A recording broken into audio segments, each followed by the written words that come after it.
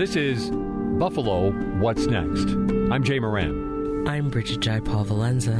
And I'm Dave Debo. If ever there was an issue that demands more discussion now, the racist massacre at Tops Friendly Markets on May 14th is it. You know, America has a long, deep, rich history of racism brutalizing black communities. But where does it go from here? What does our community need? We must work and teach our children. What issues just aren't being addressed? As long as we keep doing the same thing, we're just sitting ducks for the next mass shooting. That's all you can say. This is a new program. Every weekday, we'll set aside this hour to hear from the community about issues that can no longer be held back. We need to make a concerted effort in our nation, in our institutions, and yes, in our families. Pull up, this way, pull up, this way. What time is it? Water time. What time is it? Water time. What time is it? Water time. Never give up. Never give in. Never give up. Never give in. Never give up. Never give in. Hey, patience, salvation. The truth. Hey, patience, salvation. The truth. This morning on Buffalo, What's Next? One more trip back to Martin Luther King Jr. Park for Buffalo's Juneteenth celebration, where I had a chance to speak with Deb Ransom, the founding commander of the Janetta R. Cole AMVETS Post number 24 in Buffalo.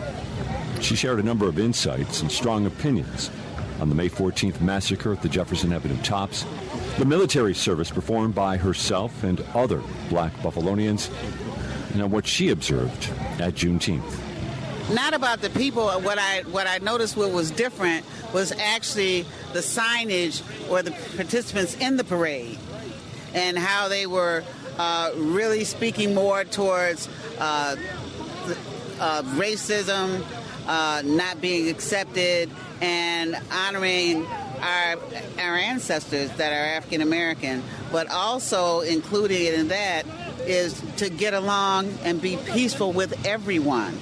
You know, everyone is not African American, everyone is not Latino, but even in the parade, you saw all those different types of people represented. And that was a wonderful thing. And this was a long, long parade, but it was significant, especially based on what happened, on May 14th, And people needed to get out. They needed to celebrate, even though they also made sure that they had recognition for the loved ones that were slaughtered in just a little over a month ago. So this was something that was therapeutically needed, and that's what was good about it. How about for you? Was it therapeutic for you? Oh, yeah. Because I'm part of the community. As a matter of fact, I'm not just part of the community, I'm a veteran. I serve this country, and I happen to serve my community. And me being here, that's what's important, my support for my community and my country. Tell me about Juneteenth, what it means to you. Well, Juneteenth is actually the celebration of the acknowledgement of being free, even though we've had all kinds of stuff. You can be free just being outside, but that doesn't mean you're free mentally or that you're free physically. And so even though we celebrate Juneteenth and that recognition that took more than 2 years to let us know about, it's just a time that we need to just acknowledge that this is what part of our history is. And so that's what's important about this. On a lighter note, if I'm coming to near where you live, give up a suggestion for a restaurant? I would like to see more restaurants open, period, especially this is Black Restaurant Week. It should be more than a week. It should be all the time like every other restaurant. You see on TV that they're advertising all kinds of restaurants. Who has the best Italian restaurant? Who has the best fish? What about saying what's the best soul food restaurant or Jamaican restaurant? Everybody is not African American, they could be Jamaican, they could be Hispanic. There's a whole bunch of stuff. You know, my follow-up question then is? What? Well, there are two. What's the best Jamaican restaurant? What's the best soul food restaurant? Well, it's a variety. It depends on if you want, like a person told me, says Stop and Cop. We want to be able to have a restaurant where you can sit down. I've gone to Brothers, which was excellent food over there, and it was also a sit-down place. When you have somebody coming into your community from out of town, you don't want to just take them to go get something and leave. We want to sit in your establishment and eat. And what I've noticed is that a lot of times we, as a community, don't do the supporting that we need to do, and outside of the community really doesn't do any support. So we need to lead the charge on these are our community restaurants. We need to support them financially and otherwise, and we can be better restaurants if we invest in it. You can't have large places to have a real nice place where a person can come from out of town if you don't support them from the beginning. So it goes around. So you have to be able to support one another, and everybody else seems to be able to do that. We need to do that more. Final question. Mm-hmm. What should they do with the tops on Jefferson? I'm not sure. I can see both sides of it. Since I wasn't there and dealing with now post-traumatic stress, because that's what's going to be happening, I think the better people to be asking that is the ones who survived that were there, because they know what they want to have happen. I wasn't there. I heard about it, and I've experienced what's going on in the community after the event. So I wouldn't be the best person to ask for something like that. It would be the people who are more affected than most. Talk to any people who survived that and saw it? Have you spoken to anybody? Well, I have one of the veterans in my post. She had some people that she knew. And then when I kept looking at some of the pictures of the people, at first I didn't think I recognized anybody. Then later on I said, wait a minute. I saw that person before, and I saw the other person before, because I used to go in the tops. So it's something to be able to, really try to deal with a devastation that you never expected would happen. And that's a lot of times is what's happening. When you start looking at the news and you hear the different things that are happening to the black community, usually it's us minding our own business, trying to live every day like everyone else in a church, in a store, and then someone comes along to devastate us. We didn't bother you. We didn't go outside the community and do anything. We're doing what we do. And someone comes in to purposefully hurt us for no reason. So that's the hurtful part. I want to be able to walk down the street, too. I want to be able to love my relatives, too. I want to not have to go to a funeral, too. Now, if they were to bring some of these criminals into the communities that they have devastated and feel how it is to be devastated, that's some good justice. Because now the people that you've devastated, putting some devastation on you. So, but of course, that's not what happens. But that's something that many people are thinking about. That's what could happen. So you just continue to move on until the next time that somebody wants to devastate us again. Well, what's the name of your post again? The Janetta R. Cole AmVest Post number 24. I'm the founding commander. We just had a new trailblazing street sign that was erected in her honor on the corner of Jefferson and Glenwood Avenue, where she returned. She was a Vietnam-era Navy nurse, and on the trailblazing sign, it says, Navy veteran, Janetta Ramel Cole's way. We want to lead the charge in making sure that those of us who have served our country are recognized. And there are many that are here in the community that have served long periods of time. So, yes, why should we have to go through something like this when you're here because of us? Because of the sacrifices that we have made. Now we have to sacrifice some more for no reason at all. So that's what's going on there. Thank you. You're quite welcome. Deb Ransom, founding commander of the Janetta R. Cole AMVETS Post number 24, talking with us during Buffalo's Juneteenth celebration, where excellent music was heard all around. But our microphone happened to capture this song, which will close this segment of Buffalo What's Next. The Lord is high above the heavens, and His glory above the nations. Yeah.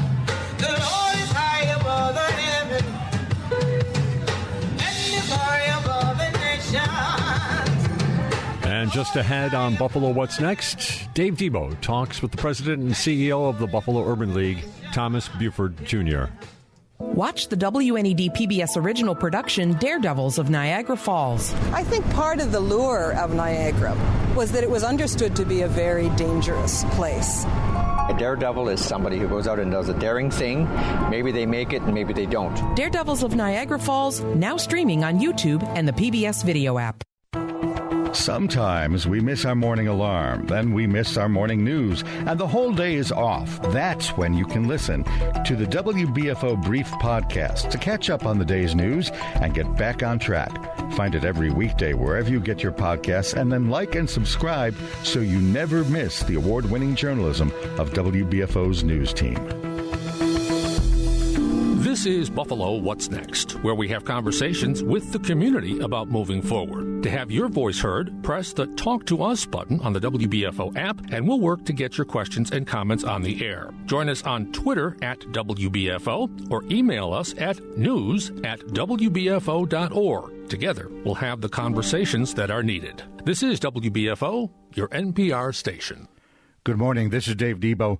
On the program for the balance of the segment today, we're going to talk about several issues, but from the perspective of one individual guest, family support, workforce development, housing and community development, even mental health counseling in light of not only COVID, but the shooting.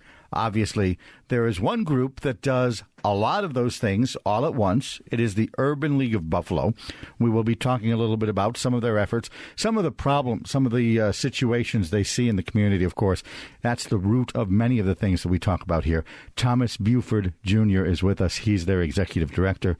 Thanks for being here. Yeah, good morning, Dave. Thanks for having me. I think we can get to all those programs and all of the different things that the Urban League does in just a minute or two. But to me, maybe the way to summarize it is, I noticed your lapel pin. And it's the Urban League symbol, which is basically equality, right? Right. So it's actually there's two things if you look. It's the qualified equal sign because it's a little rounded on the edges. Okay. Talk about equality or equity, more than equality, but equity. And then the circle around, which is inclusiveness, right? So those two things are embodied in that logo. And those are things, obviously, that you would say there aren't enough of. Absolutely. Equity and inclusion? Absolutely. Tell me more. So, that rolls right into the mission of the Urban League, which is to serve these underserved communities, to help them to reach power, parity, equity, and also social and civil rights justice. So those are, speak directly to our mission. Those issues obviously existed before the shooting. Did they change after the shooting? I won't say that they changed fundamentally after the shooting. The shooting highlighted them. Actually, that incident of trauma highlighted a recurrence or a history or a continuance of trauma. So it just highlighted some previously existing conditions that, the Buffalo Urban League and many other organizations have been working with to deal with the impact and also to change for the community. You and the league have been working on these issues for a long time, obviously. Why did it take perhaps a shooting to get the broader attention that it's now getting? Right. So when you mention a long time, the Buffalo Urban League has been here since 1927. Oh, so I would have guessed even the 60s civil rights. You're talking long before. Yeah, so we were founded here in 1927, and we're part of the National Urban League, one of about 90 affiliates. So we've been serving the community for almost a century now, and the issues that we've dealt with, they have in many cases been fundamental and been the same challenges, although they've manifested themselves in different ways over the years. And the leaders that were at the helm of this organization before me faced those various challenges with the resources that were available to them at that time, and nothing was stagnant about this organization. We have even with this tenure. We don't consider ourselves the Urban League organization as we consider ourselves the Urban League movement. Okay. Right. So we adjust to what the requirements are at the time, where people need us at the time, and we prioritize that way and appropriate resources accordingly. I'm not about to suggest that certainly during that span of history since 1927, that there haven't been problems, that you folks haven't tried to address the problems. The Urban League has been on the ground working all that time. And yet I wonder if the public awareness hasn't changed over that time. I would have thought after George Floyd was in everybody's living room, on everybody's TV screen, that would have been a visceral moment. And I guess it was, but you still see the same problems that perhaps were around in 1927. I would have guessed that the shooting perhaps was a visceral moment that kind of pulled people together, but we still see the problems that you folks have been addressing at the Urban League since 1927. Correct. Is that a frustration for you? I look at events and think that would have been a catalyst, but maybe not. I believe that it can be a catalyst for change just by bringing more attention to it. And over the years, we have different ways of being able to kind of present those images and those occurrences to a broad public. George Floyd largely played out in everyone's living room. Exactly. Right. Yeah. And them being home for COVID, that changed things.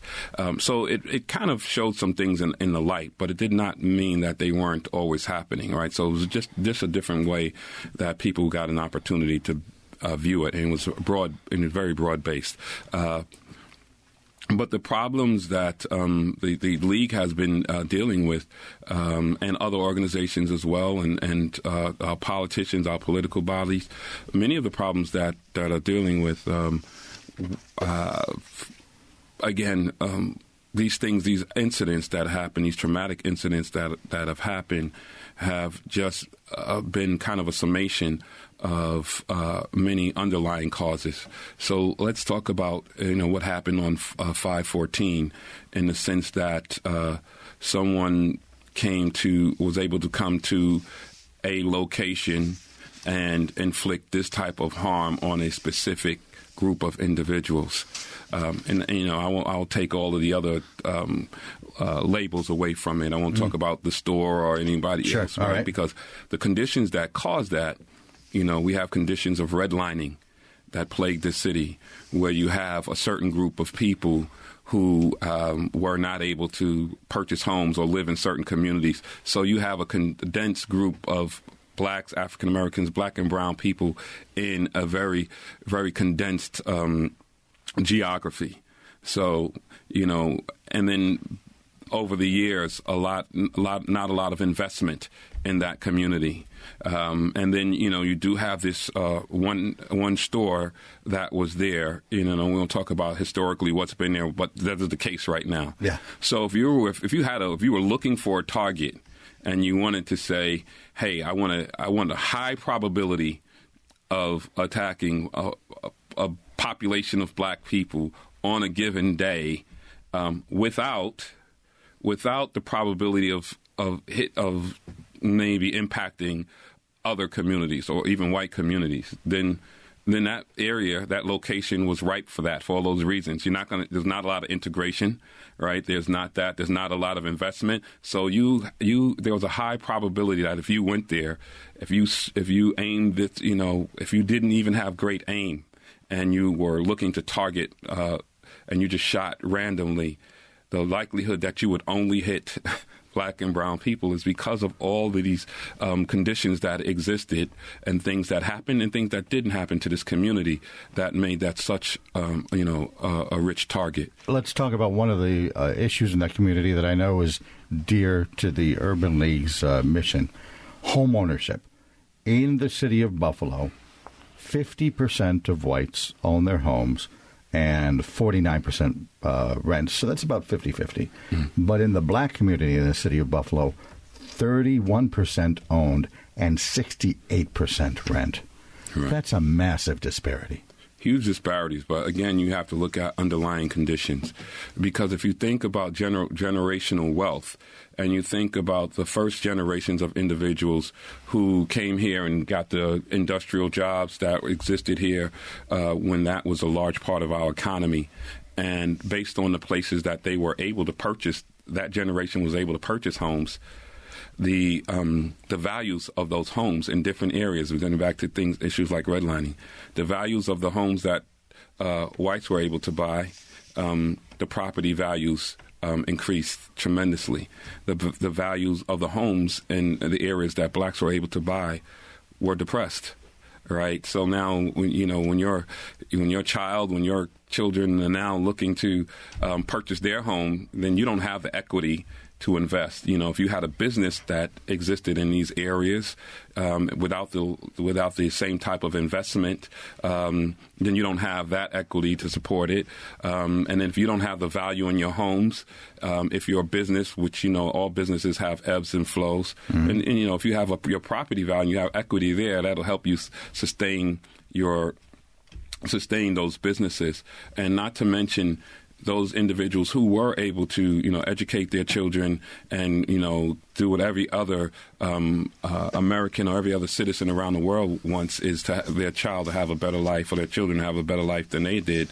Then if they were able to do that, many of those children didn't find opportunities here locally and had to leave, right, where you might find 3 or 4 generations still here in Buffalo. So, all those disparities at the end of the day speak to now everyone has to meet, and this is where we talk about equality versus equity. Okay. Because equality means, blacks or whites can walk into the bank, and the conditions that are set apart to qualify for these loans are the same. They're equal. Yeah. But based on all of the pre-existing conditions, then your opportunity to avail that equal opportunity is not the same, right? So that's what happens here. I, as a banker, will judge your loan application based on income. Right. That's equal. That's equal. Because I'm judging your income and her income and his income all by the same benchmark. Right. That's equal. But the community wages, the community wealth is completely different. Absolutely. And, we will look at things by default and by design. So there are conditions that exist that don't give you that same opportunity, right? And that's perpetuated. And those are the things that, have been addressed along a continuum by the Urban League. And we continue to fight for. Not only do we have programming, as an organization, but we also know that we also have our national headquarters is in New York City, but we also have an office on the Hill, because we know how important it is to impact policy. We know how important it is to impact legislation. So we're there advocating for all of this change that we're looking to have in that space as well. How do you impact those home ownership numbers? And by you, I don't necessarily mean the league, because I know you do have some programs to address that. But what is the root cause that can be tackled or can be addressed? Well, some of it is we look at it through programs are designed now by certain institutions that are there to kind of look at these inequities and put some changes, if you will, in place to give opportunities to make the down payments. They have qualifications that will allow people with a different income base, people that don't have the same maturity in terms of knowledge of credit. So all of these programs to actually move people into this space where they do qualify, right? So these things are specifically targeted, understanding all of the pre-existing challenges to try to right some of those wrongs, if you will. So the role that we play as we bring those communities, we bring those programs to our community,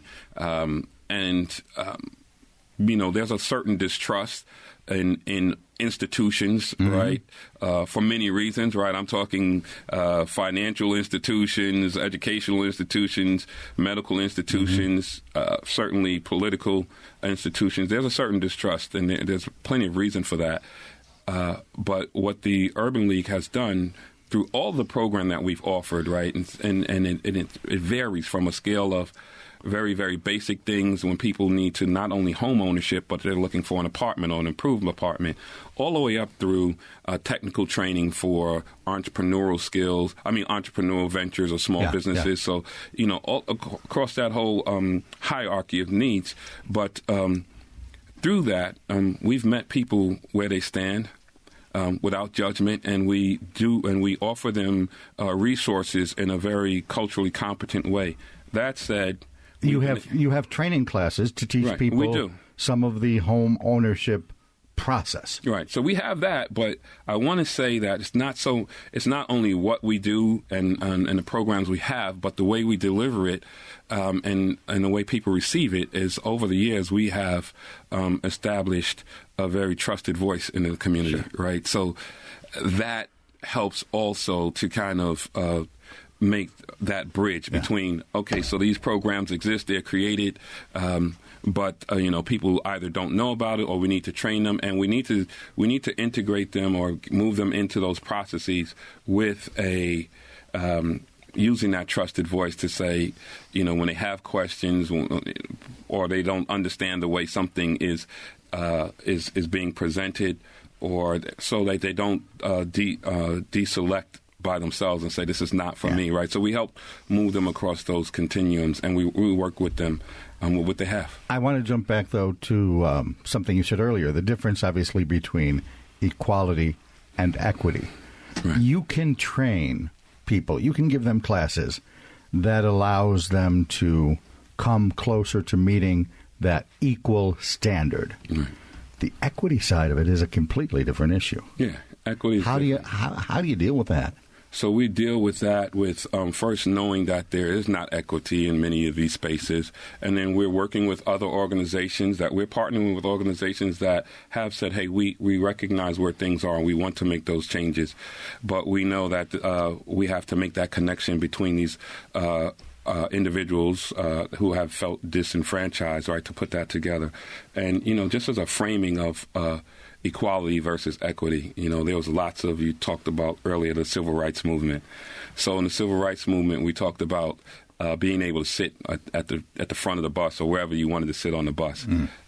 And so we were able to move that forward. So that's equality, where you can get on the bus and sit anywhere you want. Equity is having a bus line that actually comes through your neighborhood, right, that arrives there at times and drops off at times, that gets you to a job that pays living wages, right? So there's a difference, right? So, you can get on any bus you want, but if it doesn't come through your neighborhood and serve you, then that's not equity, right? So there's these other elements that you need to add onto it to really make a difference. And let's look at poverty rates. Let's look at median household income. City of Buffalo, overall poverty rate is 30%. Median household income in the city of Buffalo, 37%. For black people in the city of Buffalo, that median income is $28,000, and that poverty rate bumps up 5 points to 35.4%. The situation on the ground is severely different for people of color. All right. I think that's a given. I think people kind of knew that, but the numbers to me really point to it and spotlight it. Talk about the difference in median income. What can be done? What is being done there? Because housing is one issue, and if the banks are looking at how much you earn, then the amount you earn becomes part of that overall housing problem. Right. Well, I think, organizations, institutions have to look at, some of these things, some of these conditions are maybe by default and some are by design. And, we all have to take a very hard look at where we are, and there has to be some deliberate and intentional change. Programming, qualifications that differ. We don't want any business to be at risk. But there also has to be an understanding of the lack of generational wealth, the lack of the investment in education, and the public school programming. All these things have to give a lift. But we need to consider the impact that it has had over how those things have deteriorated in the black community at a rate that it has not in other communities, right, with a totally different trajectory where, you're building equity and adding on, and on another side with the lack of investment and a lack of generational wealth because of, some of the conditions we discussed earlier, that it's a different trajectory. I also picture a scenario where some groups are, by their very nature, groups that you can put pressure on. Politicians. Mm-hmm. You talk about transportation, the NFTA. Mm-hmm. It's a little bit different getting a city council member to represent Jefferson Avenue than it is to get a bank to end up changing its rules, or a supermarket to say, yeah, I'm going to come to a neighborhood. How do you lobby or push or generate some sort of change on the business side? Because, again, public policy is just that. Public policy, I think you can obviously do certain things to make some inroads there. How do you make inroads in the other structures that aren't necessarily, they have a different agenda. Businesses are profit-based. Right. So I will tell you that I joined, I was appointed as the head of the Buffalo Urban League in September of 2020, Yeah. But prior to that, I spent over 30 years as a banker, right? I knew that. That was part of why I asked the question. Yeah, so here and around the globe. So I do know that, businesses are certainly there to, to make a profit. They also, are looking to, they have to consider risk. But there are also other businesses that are also as equally concerned about the community and the social impact that they have, social and environmental impact they have on the community. They're going to need some risk takers, right? They're going to need some people that said, we realize all the conditions, we're going to step out here. And mind you, business will generally come if there is a little additional investment required. One of the reasons that there probably aren't a larger amount of businesses that say large business that's going to set up there, because they don't know if the neighborhood, if you will be able to support the business. But in other places, that's not the case, because it's not just the residents and just the local economy. It's the transit economy, right? The people who are passing through to go to some other places. And because of the lack of investment and this redlining and this whole creating this group of people in this one, blacks in this place, with no other traffic going through, then a business might be reluctant. So there has to be some risk takers that say, I'm going to pioneer, I'm going to be there because I know this can come. And it's happened other places, right? So there has to be some deliberate and intentional investment there. And I'm not picking on this particular company, but they're an example. A Wegmans on Transit Road is going to get a heck of a lot of cars driving by it. Right. A Tops on Jefferson Avenue, not necessarily so. Right. Well, if those traffic patterns, because people are passing those other stores in other places because they're going to other entities that are also in the neighborhood, right? So you have to get some critical mass there, but it has to start somewhere. And, again, compounded over the year as you create that density in these other areas, you have a trajectory going one way, and you make it very a rich proposition to open another business there because you get all of the you get all of the energy that comes from those other businesses, but at the same time, the reverse of that is if you have just a lot of empty lots because of lack of investment, because of this historical devaluation of property, then it's not that people there are not working hard. It's not that people there don't take as good care of their property. But if you don't have that type of sustained investment, then you're left with that kind of lack. So it's now we're at a place where there's sparse, there's empty lots, there's not a lot of brick and mortar there. The current inventory, the stock of housing that's there, if you don't have the programs or you don't have the revenue to keep it up, we have a very old housing stock, right? So, which, can lead to health problems, right? Which can lead to more depletion of income because you don't have good weatherization in these homes. So, it's this kind of, compounding issues, long-term issues that have been here. And, the city as a whole was challenged, right? So we're in this resurgence. But when you talk about how do we work out of it, conventional wisdom say if you build your downtown and you build your waterfront, then you're going to raise the economy. Yeah. Right, there's investment, right? And then I guess by virtue of the whole rising tide, that if the city goes, so does the other neighborhoods in the east side of Buffalo, the East Buffalo or West Buffalo. Because theoretically, Canal Side does result in an increase in the tax base. Correct. Right? But it sounds like, and I don't want to be putting words in your mouth, it sounds like your argument would be the trickle down doesn't trickle down. Absolutely, the trickle down, right? And certainly they will be trickle down, but considering all of the pre-existing conditions, trickle down is not going to change, or when that impact does reach the area, one, it won't reach it in a substantive way, and two, the time frame that it'll take. And quite frankly, if you talk about this rising tide, if one place is starting off with a yacht, another one's starting off with a kind of rickety boat here, when that tide comes in and goes back out, one's going to have a yacht a little bit more improved, and one's going to have a rickety boat maybe with not leaks, but you still have this disparity that was there, that existed, and there has to be deliberate actions.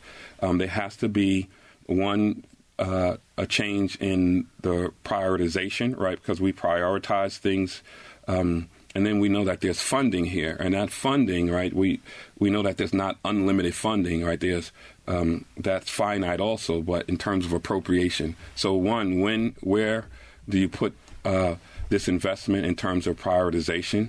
And then two, once you say, well, we want to prioritize it, we want to make it we want to move this up the list, then maybe projects that we were looking to appropriate funds to that you change. And, some of that might go outside of the existing conventional knowledge, the structures, and all of these other things. But if you want to make a transformational and a sustainable change, then there has to be some deliberate action. So to use your analogy, right now you're just I don't want to limit the scope of your work. I don't want to under-describe it. But right now you're just fixing boats. Right. So that's it. Well, we're doing that. Right. We're doing both. Right. So okay. And we're doing both. We're looking at the issues that people need to be sustained in the space that they're in right now. Yeah. So, when I say we meet people where they stand, that doesn't mean we want them to stay there, right? So we're also introducing them to other opportunities.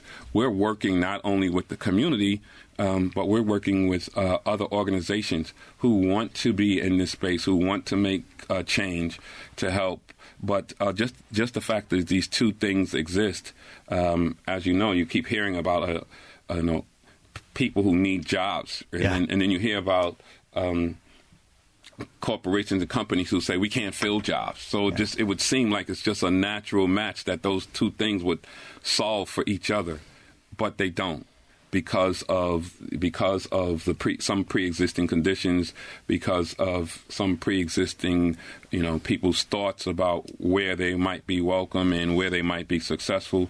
So that's the space that we're working in largely, and that is to make sure we can help be a bridge between these types of entities, between our community and opportunities, and also if there are some barriers to entry or success with these organizations, that we coach them and we give them advice based on our tenure and our the trusted voice that we have. And we're an organization, we don't speak for people, but we will amplify and speak up for them. So we're moving both sides, moving the community towards these opportunities, and then making sure that these opportunities are not restrictive in any way. Thomas Beauford is with us. Thomas Beauford Jr. is the executive director of the Urban League of Buffalo. When we come back, we're going to talk about some of their other programs. I also want to touch on the idea of community, whether Jefferson could end up being the next Elmwood or Hurdle. Much more of the discussion straight ahead. This is Buffalo's What's Next on WBFO. It's one thing to love public media, but it's a special thing to support it. Consider this. If you've got a car you don't need anymore, or you've got one that's simply too expensive to repair, arrange to donate it to Buffalo Toronto Public Media. It's easy for you. Pickup is free, and it could be worth hundreds of dollars in support. Here's how to get started. Go to WNED.org/vehicles. Watch, listen, engage, play, and learn with Buffalo Toronto Public Media stations and our weekly newsletter, The List. Sign up to receive the email at WNED.org and find out the best shows to watch, the great music to listen to, the important news you can't miss, and the many ways you can engage with our public media family. Sign up now at WNED.org. You're listening to Buffalo What's Next. There are several ways for you to join the conversation. Send us a message now on Twitter at WBFO. Email us at news@WBFO.org, or just press the Talk to Us button on the WBFO app and leave a comment we can use on the air. We're here for you. This is Buffalo What's Next. And this is Dave Debo continuing our discussion with Thomas Beauford Jr. He's the executive director of the Urban League of Buffalo. We've been talking so far a lot about economic development, and I think in the wake of the shootings, we've been hearing from so many people about the strength of that community, the way they pull together, the way it is indeed a community around Jefferson Avenue. And when I look at other thriving business districts, East Aurora, Elmwood, Hurdle, everyone points to the idea that there is this strong sense of community there, that there's this sense of pride, or even just a sense of place, that they have sort of carved out an identity and made Hurdle Avenue, Elmwood Avenue, what it is as a commercial strip. If the sense of community is so strong, why can we not see the Jefferson district, just like the Elmwood district? Right. So, again, the Jefferson district that you see today was the Elmwood district. Okay. It was some of these other communities, these other commercial strips that you see, Hurdle. It was that. As I was walking boots on the ground, or just after the 514 incident, with all the traffic, with all of the people walking on the sidewalk saying, "Excuse me, can I pass by?" Just all of that energy that was there. as emotional as that was, and as tragic as that was, there were people saying, "Wow, you know what?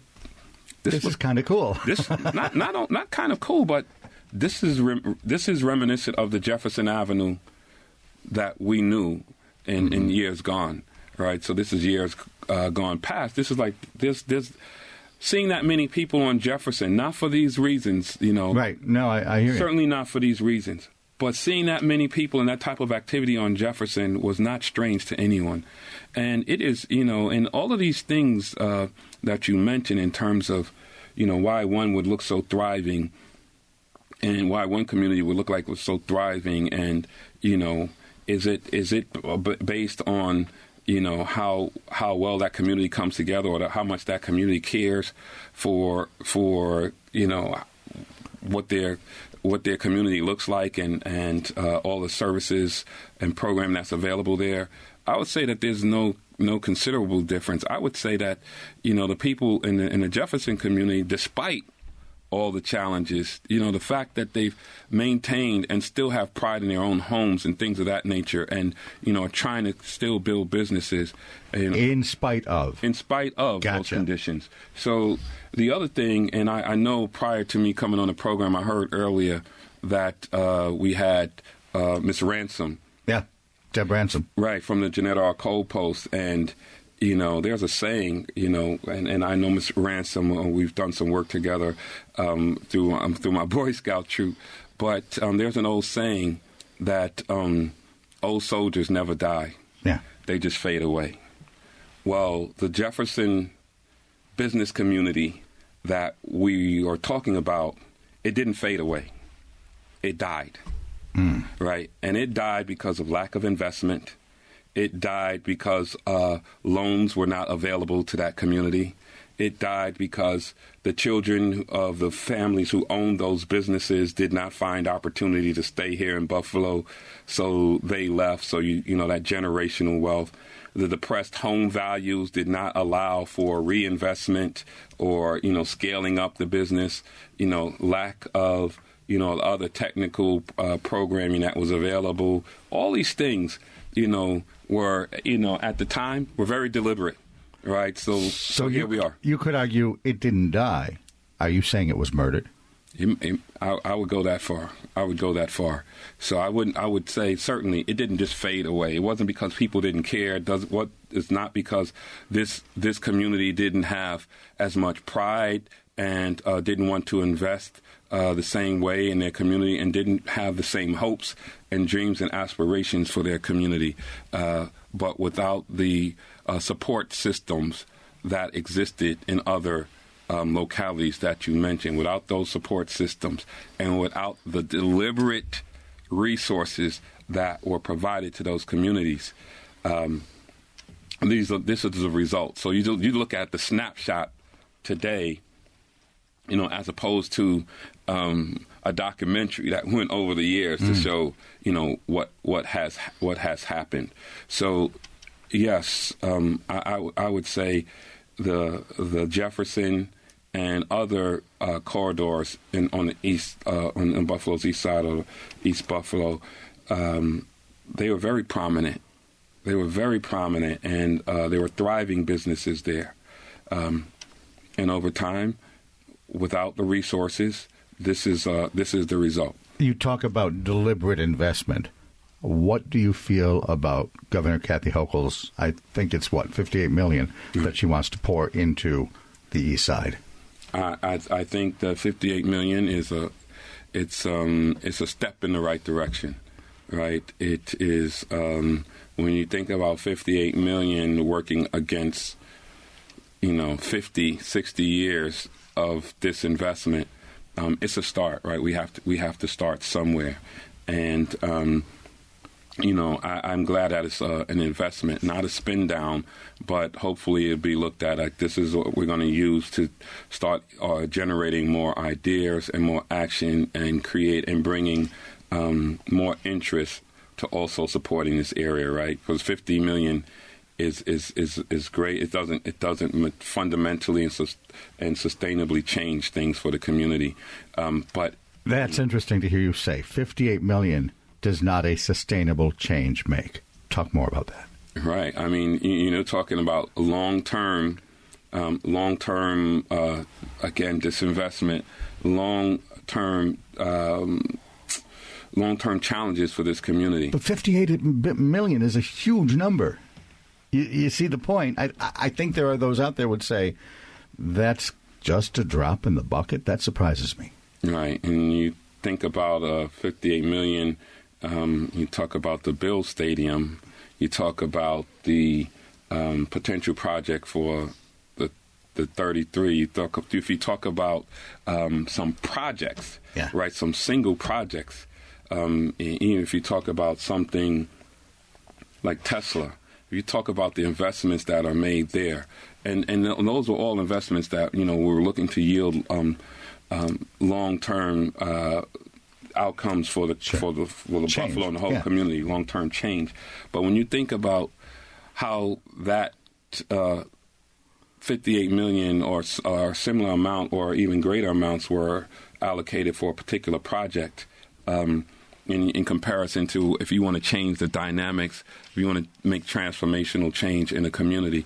Now, I've had an opportunity to meet with the Governor Hochul and other elected officials as well, and and at no time did I ever hear anyone say that this is the only 58 million. But it starts somewhere, right? Okay. So, and someone has to say, that 58 million didn't come out of the sky, right?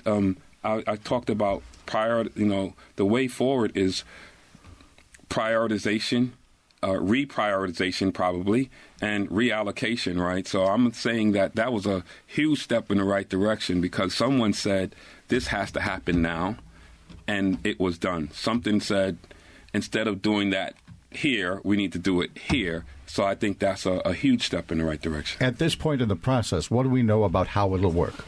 The governor announced 58 million. People celebrated.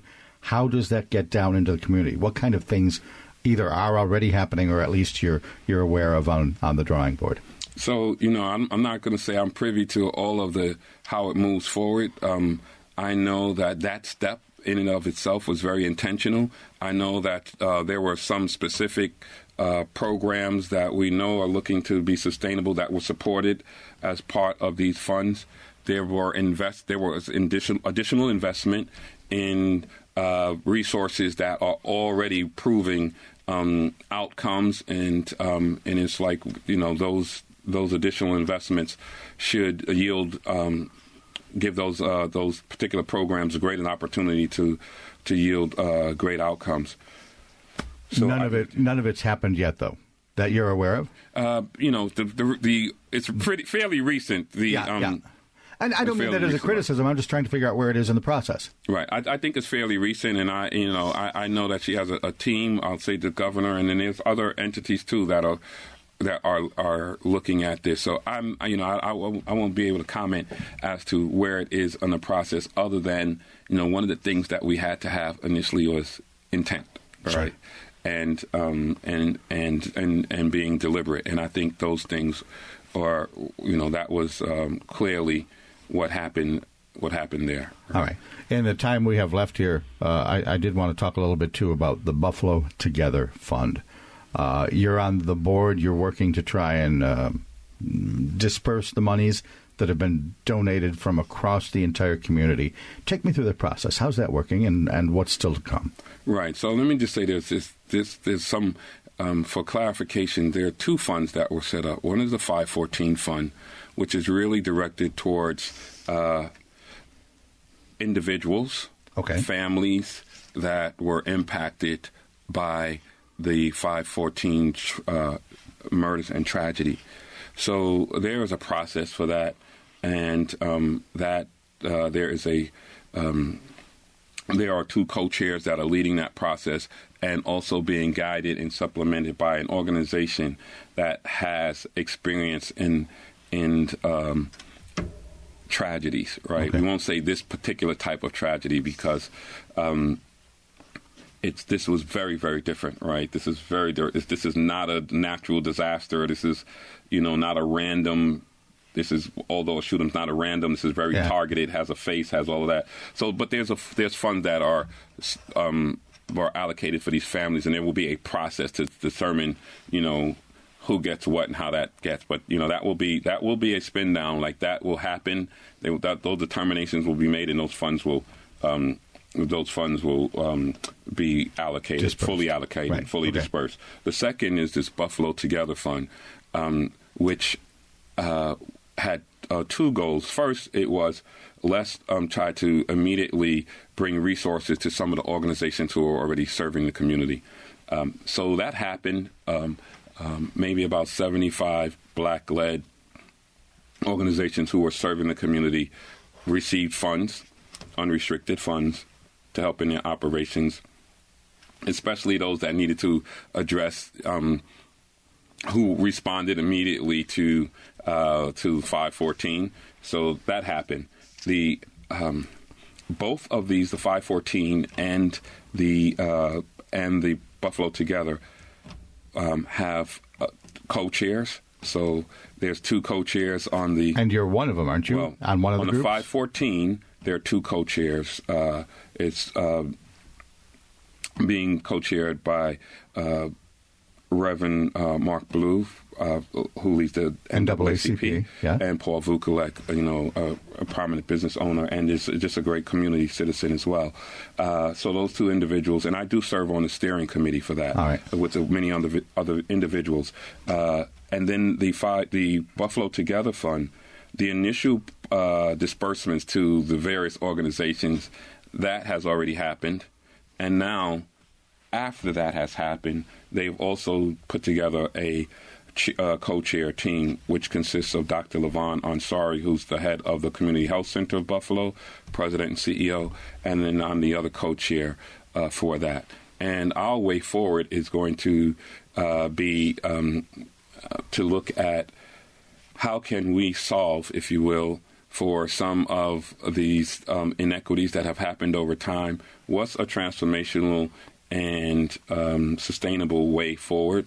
And it should be how we solve for that will be we will also convene a steering committee, but we will also take a large input from the community on that way forward.